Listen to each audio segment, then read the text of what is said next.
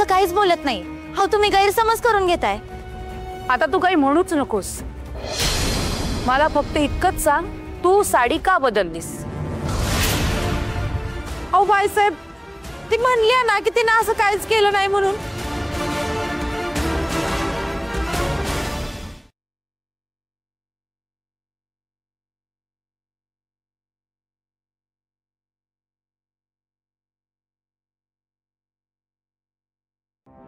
मी एवढंच जर खरं खोटं करायचंय ना तर ह्या पुरीला विचारा की ही बी होती ना तिथंच.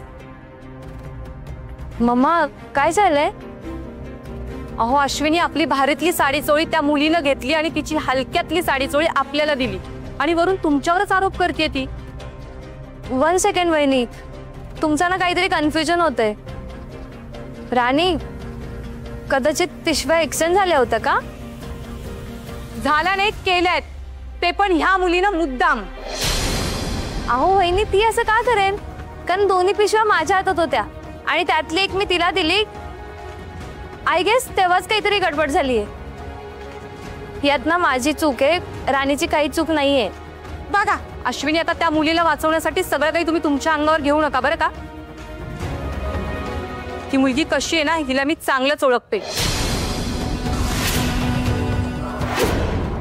करून सवरून मी नाही, त्यातले हे कसं दाखवायचं ना ह्या मुलीला चांगलंच जमतं. दुसऱ्यांबरोबर गोड गोड बोलून त्यांना व्यवस्थित तिला फसवता येतं. मला पूर्ण विश्वास आहे त्या पिशव्यांची आदलाबदली झालेली नाही, ह्या मुलीनं मुद्दामून केलेली आहे. आणि जर तिनं ते केलं नसेल तर तिला परीक्षा द्यावी लागेल. काय?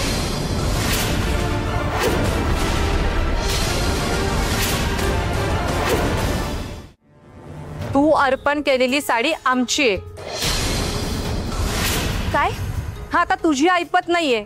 देवीला एवढी मागातली साडी अर्पण करायची म्हणून आम्ही जी साडी घेतलेली ती साडी अर्पण केलीस तू. अहो तिने ही साडी चोळी तर दुकानदाराकडून विकत घेतली आणि तुम्हाला खोटं वाटत असेल ना तर चला विचारूया त्याला जाऊन.